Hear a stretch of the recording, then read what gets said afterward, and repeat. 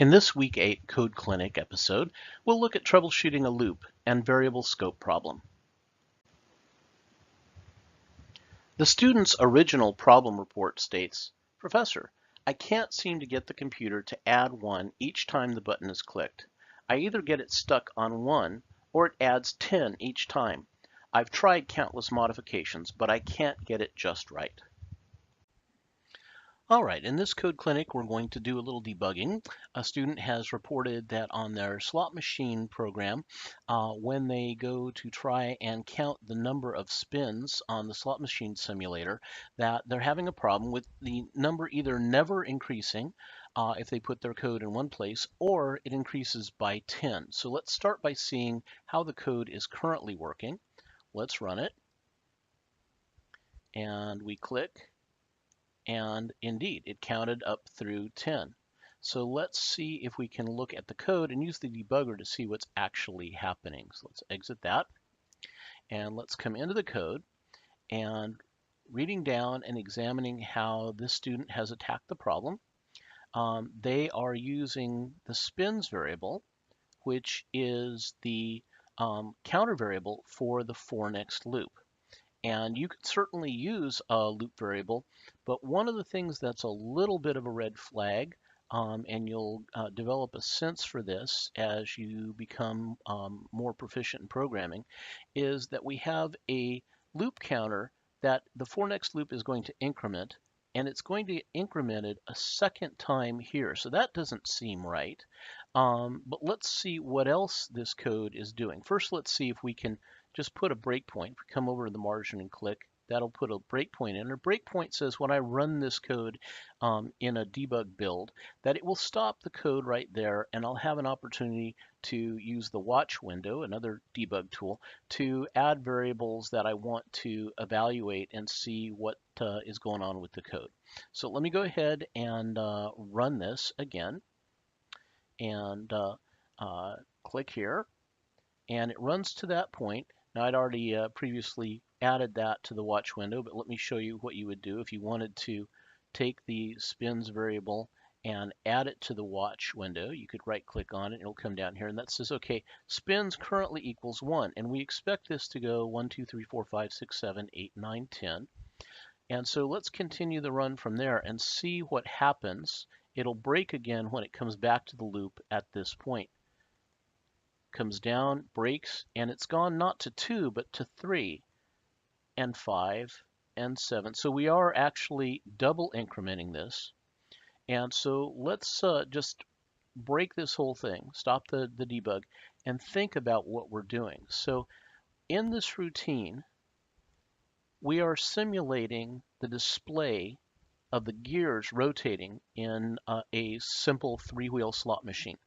Okay, so here's picture number 1. It does a random select of the picture and displays it, and it stops for 50 milliseconds so it can display that picture, give your human eye a chance to actually see it flashing by, and gives you sort of the illusion of it spinning. And the second picture does the same thing, and the third picture randomly generated the same thing, and then it repeats. And the programmer has decided that having this roll 10 times is enough to simulate what would actually happen on the spin of a slot machine, how many times the wheel would go around. And so this really doesn't look like the variable that we want to be using at all. Let's go ahead and remove that breakpoint. And what I'm going to do is I'm going to put a single quote in there and turn off that code. That turns it into a comment. I could also come out over here and add some more text. Since it's not going to be interpreted by the computer, I could put an explanatory remark of some sort. And then also I notice on the next line, we're displaying the value of spins to the counter of how many times has the user played the game. And this is really the number of times the simulated wheels have gone around, not the number of times that the user has played the game. I'm going to reuse this statement though. So I'm going to go ahead and Control-C and copy it. And let's figure out what we should be doing. So here is, we enter our project, we enter the form loads, and then here is the event handler for when the user clicks on the button. Well, it does seem to be a very reasonable place to go ahead and once the user clicks the button, we want to update that. And this, I think, is what the other thing that our student had tried. I'm going to come out here and put the update for the numspins label box. I notice that in our starter code, there's something in here that's called count spins. Now, doesn't that sound like what we're looking for? Let's see if this variable is used anywhere else. So I'm going to type Control F, and I'm going to type count spins. I'm going to be careful to type it exactly as it appeared. Count spins, camel cased. And I notice that there's only one occurrence, meaning this variable's been declared but not used. So I think it really is intended for use for counting the spins. So let's do this. Let's change this from the spins variable value being displayed to count spins. And let's try what the student had tried earlier without success.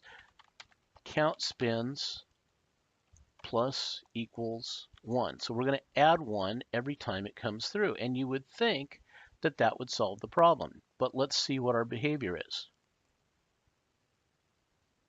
So now it runs. I click. It counts through the 10. But I'm only at 1. That's good. Try it again. Oh, but I don't go to 2. How did that happen? How is it possible that this variable, which was at 1, adds another 1? Well, let's see. How about if we set a breakpoint here, and let's see what happens the different times we run it. Okay, so let's go ahead and say run. It runs to the break, and I'm going to remove spins from the watch window because that's no longer what we want. And we do want to add count spins. So another way I can add it is just by typing it. And count spins is equal to 0. And now I'm going to use a little bit different thing. Instead of just hitting continue, I'm going to hit F10. So in debugging, one of the things that I can do is I can step into the code or step over the code. So I'm just going to say F10, step over the next line. And when I do, notice that this little yellow arrow indicates where we are in the code. It went to the next one and the value changed to 1. Well, hey, that seems like everything's going fine. Now let me go ahead, because I got a lot of code to run through before it comes back to this part, because when is it going to come to this code again? It's going to come back to this code the next time I click the button. Okay, so we go ahead and say continue, and there's the 1. And so let's click the code again and see why it doesn't go to 2. So we ran and we come to this point and we'd say, hey, it should be adding another 1 to that, but somehow it has gone back to 0. What said? Oh, look here. This declaration is fired off every time this subroutine runs, okay? So it finishes this whole event handler subroutine, but when it comes back for a second time, it refreshes everything. In fact, if we were to come up and set a breakpoint up here, let's say just to have something to stop on, debug.print hi. Okay, so that's going to send a little message out to the print window. Let's see, it's giving me an error. Why does it care about that? Is this version of VB.NET decided not to use debug? I think it's debug.print. Debug.print. Choose our IntelliSense.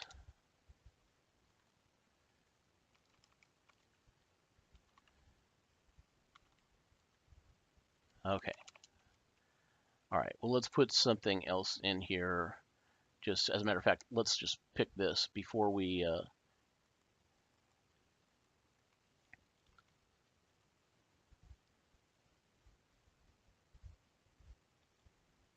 All right, I think debug.print has been deprecated in an older version of VB. Let's just go ahead and stop the code right here when it goes to enter the event handler. And let's run this again. And so we click, and before it has entered the event handler,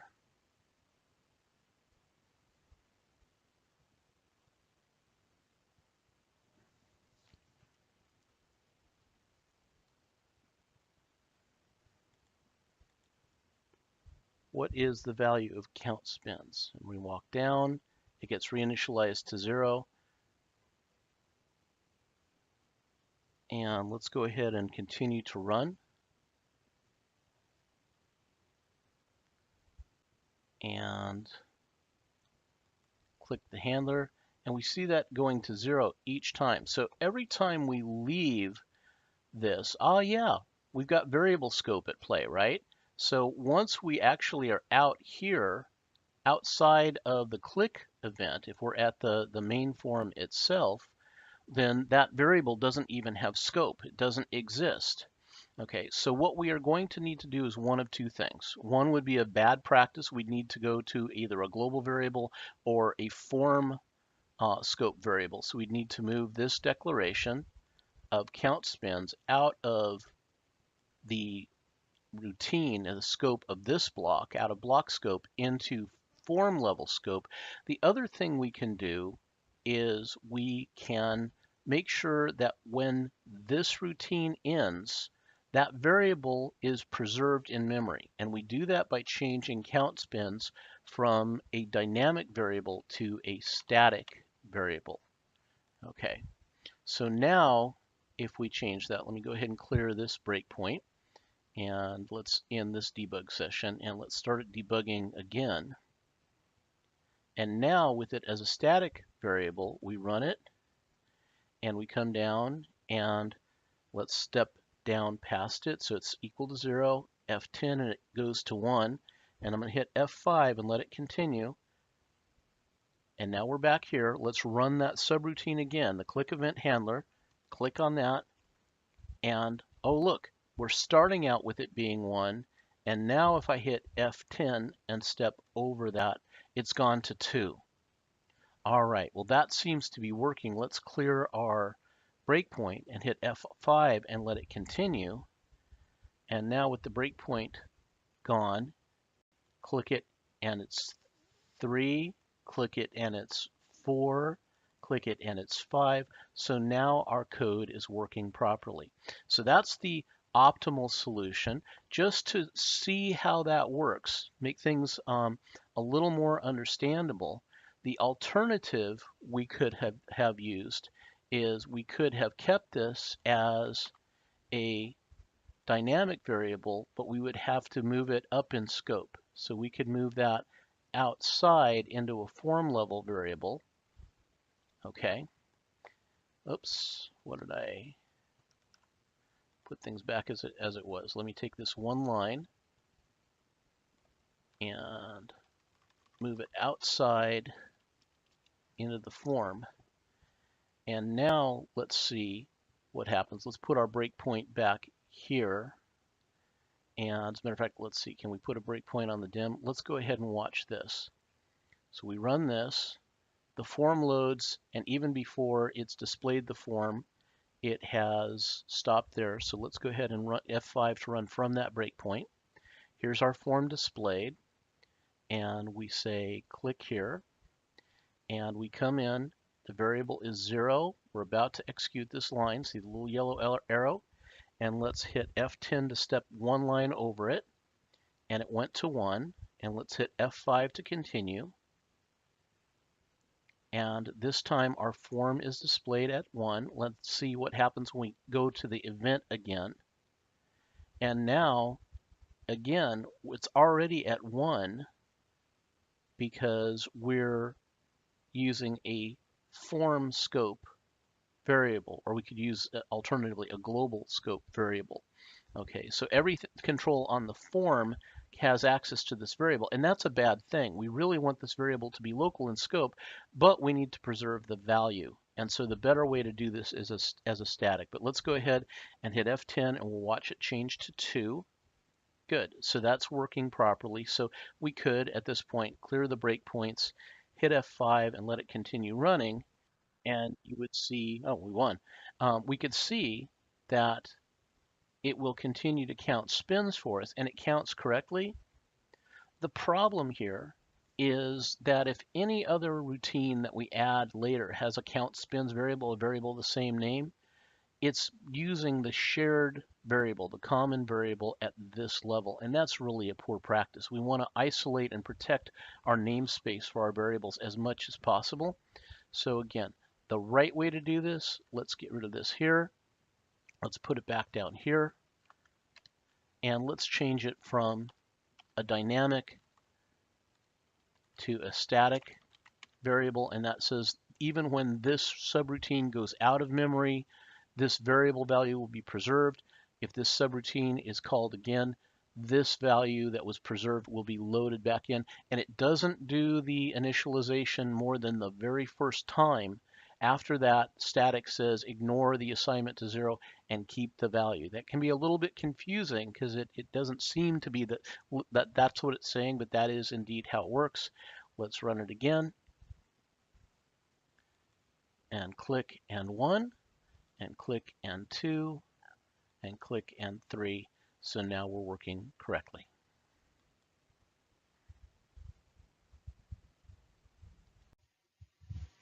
This concludes the lesson.